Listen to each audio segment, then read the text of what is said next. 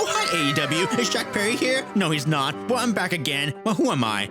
Well, I'm just a Meerkat. Whatever. I'm back with an AEW review of Revolution. I wanted to do this review mainly for this reason. I have not paid any attention to AEW in months.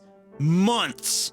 I have a general idea what's going on, but I do not understand the subtle details and the things that people who normally watch my channel for Joshi content in Stardom and TJPW would normally get. Especially that main event, I have no idea what's going on. So this is closer to reviewing DDT shows where I don't fully understand the lore, but I also don't have to because this is wrestling and you actually shouldn't have to understand the lore for wrestling. The wrestling match itself should tell me, either emotionally or through the commentary.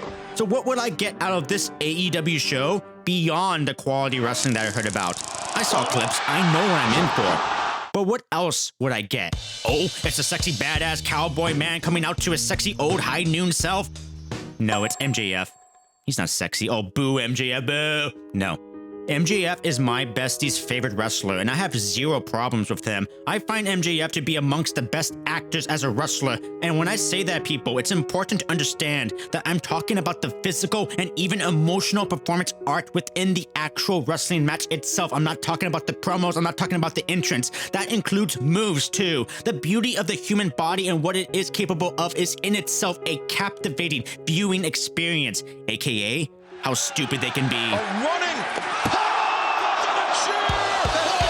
MJF is facing the actual sexy badass cowboy man who is super aggressive and dark and oh so broody. Oh, he's the main character. Oh, I forgot, people. It's the main character of AEW, people.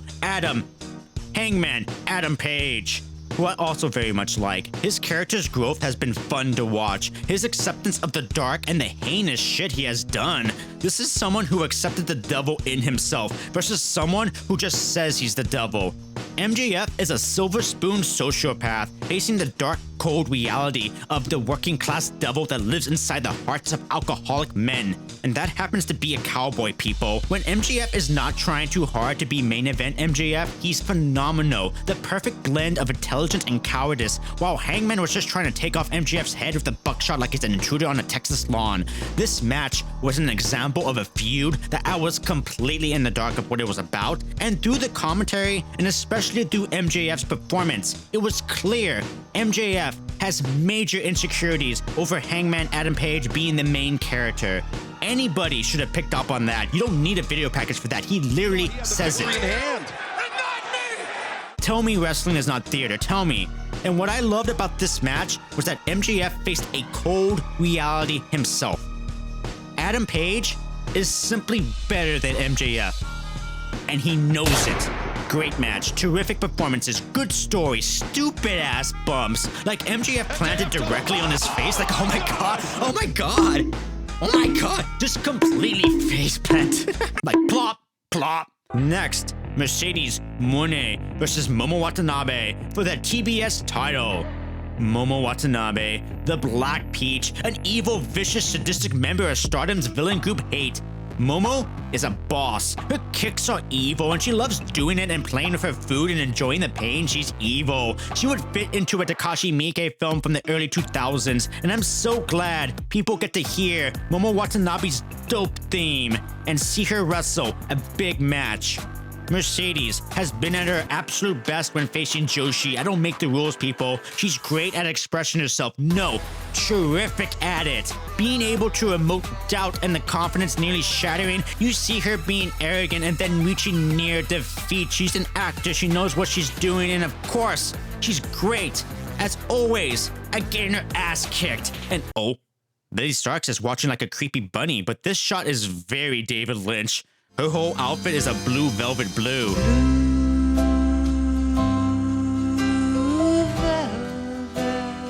Another great match for Mercedes, and I'm very happy to see Momo Watanabe on an AEW pay-per-view and that she got to be the sadistic Black Peach who kicks hard. They could have gone Stardom hard, meaning if you love this match and have never seen Stardom, guess what?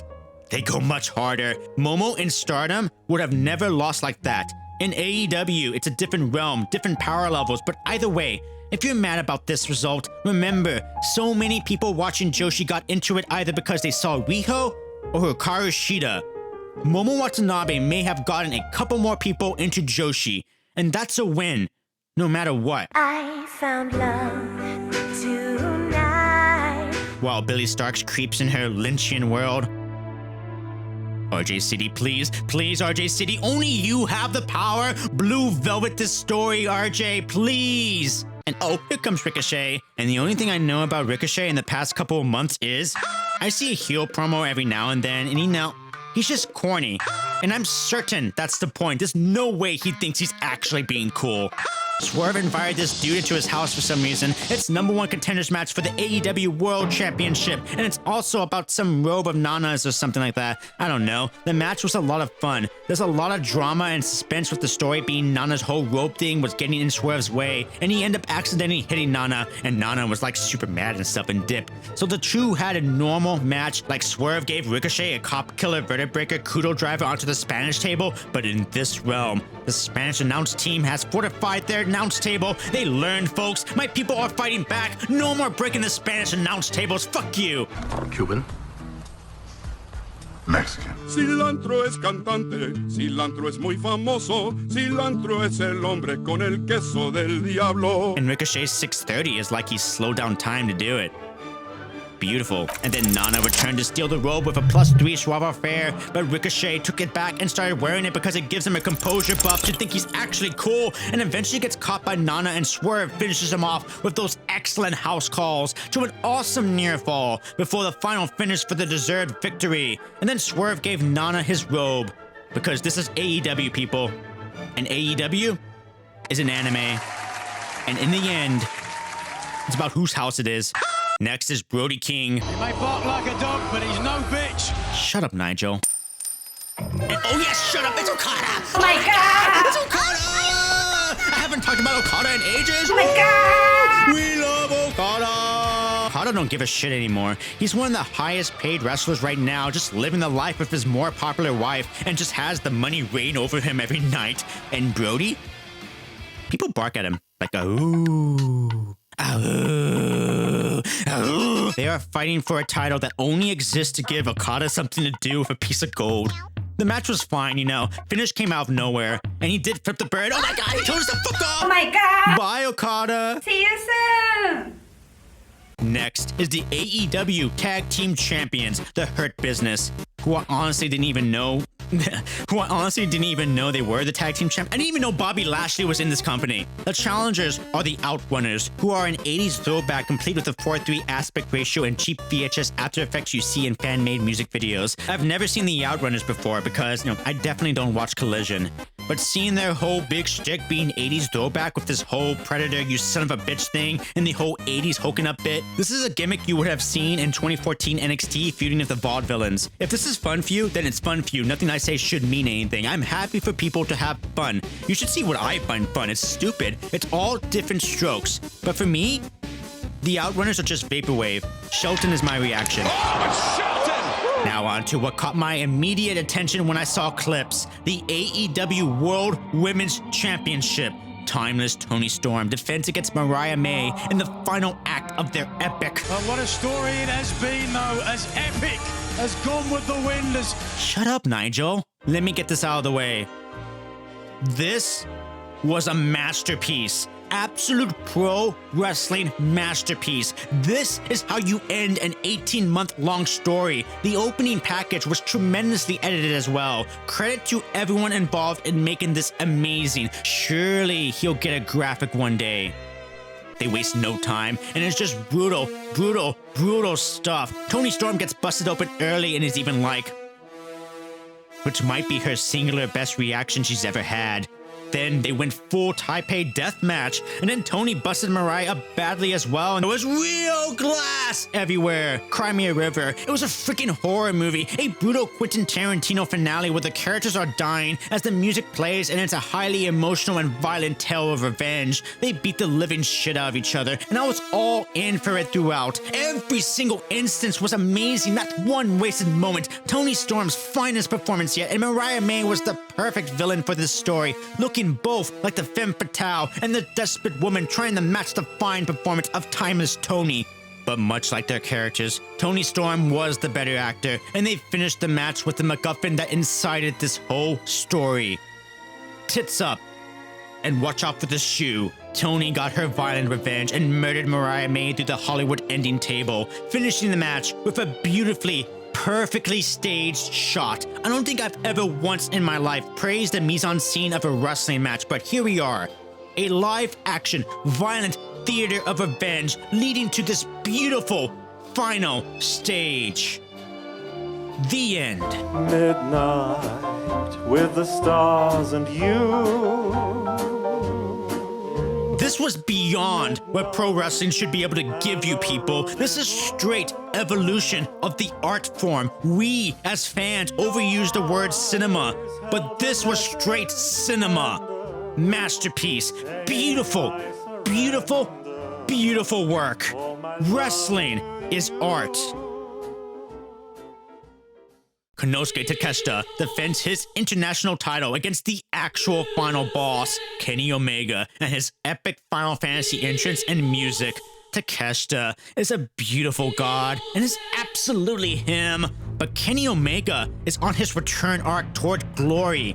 I hardly ever have a chance to talk Omega on the channel, but Kenny Omega is one of my favorite wrestlers of all time. I love his mind. I am inspired just by listening to him. Beyond wrestling, just art in general. I treat big Kenny Omega matches like I would with a major film director's latest release. Like, oh, Yorgos Lanthimos released a new film. I'm ready to absorb it into my soul. Terrence Malick releasing his Jesus movie since announcing it back in 2020. Jesus Christ, I'm there. I'm going to see Mickey 17 soon because it's Bong Joon-ho. That's the respect that I treat Kenny Omega.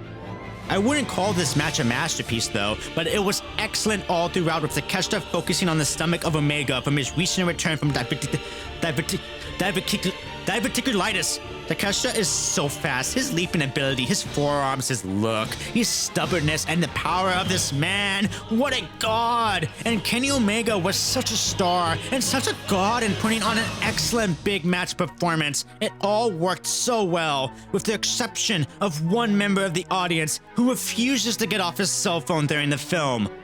Don fucking Callis. I'm tired of Don. I don't know how y'all feel, but I'm tired of Don. I've been tired of Don. Unless Don is going to eat a one-winged angel and disappear from wrestling, then I see no point in having him around. If anything, he just distracts in the worst way. Both on commentary and as the Weasel manager, it legit makes me want to turn on music and watch the match on mute. The damage to the stomach was essential to Omega's limit break reaching max level, and when it came time, Omega switched into his final form and activated his limit break, but Callis was there to stop the one-winged angel, and with that realization, Omega switched strategies and went high-speed Joshi mode to capture his first singles title since 2023. Human child, depraved and vile, in your smile, the terror of a killer. I've said this before in a video, but one of the things that I love about Omega is that his finisher in the One-Winged Angel completely dictates his style in the ring. It takes forever to set up, like lift the heavy body up on the shoulders, and then we gotta move the leg, and then I gotta grab his head. It's a very dramatic setup, but it's a guaranteed victory. Thus, the opponent must be damaged enough to receive it, but with Callis constantly interfering, Omega had no choice but to switch strats. I love that. That's the type of details I look for and absorb in Kenny Omega matches.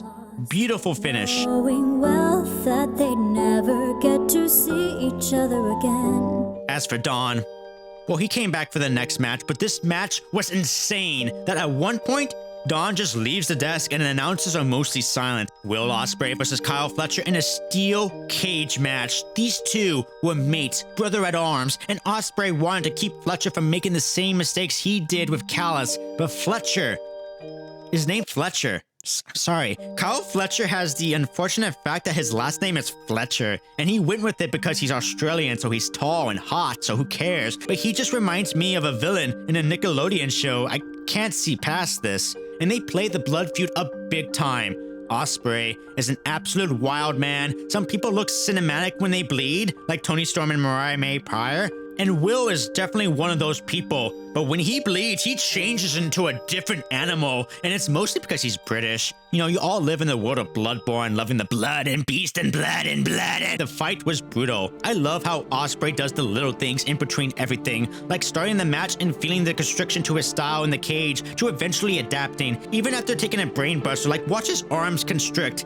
And he kicks out with just his shoulder. That's good stuff. It's tiny details that people seem to think that Ospreay doesn't possess, but he possesses it a lot. This match had everything as well. Both of them get busted. Mark Davis is an uber for weapons. There's a barbed wire bat, a little cactus jack, bang bang. Fletcher makes love to the cage and is obsessed with drinking Ospreay's blood. It's kind of sexual, but Fletcher tries to kill Ospreay with a screwdriver and then makes love to it as well. Tacks come out. Fletcher took a styles class on a goddamn tax and then kicked out and won the best kickouts I've seen in a while. That was a dope-ass kickout. Fletcher's reaction was phenomenal. Go, buddy. Eventually, they end up on the cage, and Will Ospreay gives Kyle Fletcher the damnedest freaking Spanish fly off the cage, and it was... what? Jesus, you crazy, crazy bastards! The match ends after Fletcher turns full-on Anakin Skywalker like... I fucking hate you! You son of a bitch! And Ospreay murders him with a hidden blade before a perfectly delivered and heavy-looking Tiger Driver 91. Sick match, people, sick match. Ospreay is a maniac, a maniac. I absolutely loved his performance in this match. Second favorite match of the night. Now my voice is starting to go a little bit, guys, but it's fine because we are at the final match of the night. Cope against Mox. Whew. So the last time I really paid attention, Jon Moxley was doing a fascist thing with the Death Riders where he wanted to shape AEW into his ideology. He would lock the AEW title away in a briefcase where it hasn't been seen since, and he would violently maintain his order through chaos. A story like this has a lot of potential, people, a lot of potential, and many different directions it could go. But I haven't been paying attention, and from what I can tell, it hasn't been good. The general reaction to Moxley's reign has been very lukewarm to outright negative, but the crowd loves Cope. They sang his chorus. That's a beautiful thing to see. I can't get past the name Cope, though, that it feels like he's coping. Again, I haven't been watching this story more than any of the others. This is fresh to me. I still like Jon Moxley. He is Bruce Willis. He is Tom Hardy playing the part of Brian Pillman. He's a very good actor and has always been one since Indie Jon Moxley to Dean. I can't say I love his presentation though. His music for one is so uninspired. And if you're gonna take 3 to 4 minutes to get in the ring, that song better be good. His style and demeanor is alright, you know, but it doesn't scream top threat villain and evil dictator Moxley. It just screams Jon Moxley after hanging out at his kid's birthday party or shopping all day. He's just done. The match was ridiculed online. Was it that bad? No. It's one of those producing things. There was no way in hell that this match would ever live up to the past 3 matches that were 9s and above. It was never happening. That should have been obvious on paper. This match should have switched places with Toni Storm versus Mariah May, because honestly, what are they gonna do? Bleed some more? Take all the weapons and get disgusting? All that happened already. We've seen everything. There's not much more they can do other than attempt to have a great main event title match, but the problem is that they also have zero chemistry together. They tried. Moxley talking shit while fighting is awesome. Grab that camera and just be a psychopath. And Cope is a great actor. He's a working actor, an Emmy-nominated one too. He understands facial expressions. My favorite moment of the match was Moxley with the bulldog choke on Cope as he slowly passes out, but then finds the strength to reach the ropes, but right at the last inch, his eyes start to go blank and his hand stops, and you can see the inner struggle in him to push forward just a bit more to grasp the ropes. That's just like if Adam Copeland was in a scene with Moxley trying to choke him out, and Cope must reach for the knife that is ever so near him. Eventually, Serious Yuta strolls along and goes, "Oops, I guess I'm still like totally evil and young and impressionable to fascism like a good amount of America." But then, oh, it's Jay White coming in. Jay White to save the day. Oh, Jay. But Cope with the spear and the cover, and oh, another twist! It's Christian Cage. He's cashing in his money in the clipboard. And it's a triple threat match now, people. Oh, but nope. Mox wins. I can't be too mean, though. At least there was bomb bowling. Bumble.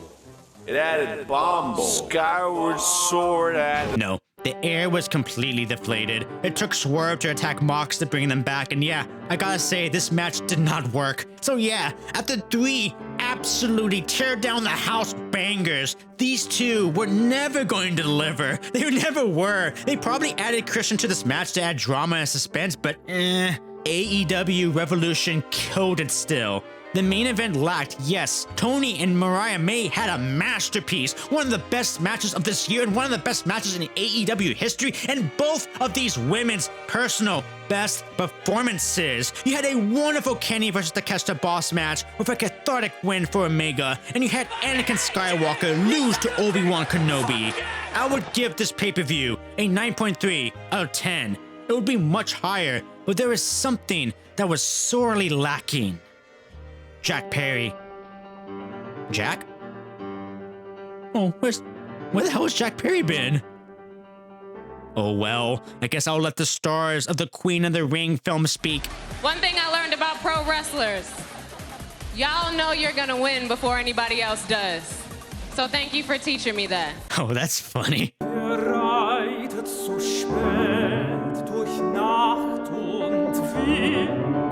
Thank you to all my Patreon sponsors. We have Jeff Tees, Renee Valdez, Asa Trace Maddox, Justin Stein, Matthew Pelletrushka, Terrence, Danwer, Kev Mullen, Adam K, Ray Konishige, Juggernaut Graphics, Aaron Takeris, I Want Victims, J. Ole. We have Julia's Sunglasses, Paul Darwin. We have Julia's Sunglasses, who's not in AEW, Paul Darwin, Pickle Simon, Scott, Racer, Commentary, _ D, Little Choo, Tony Davis, Douglas Snake, Aldo, Luciano, Alberto, Mindfully, Ace World, Cuz 99, Giga Norris, Dad, Jada Book, and Joe, bro. Thank y'all.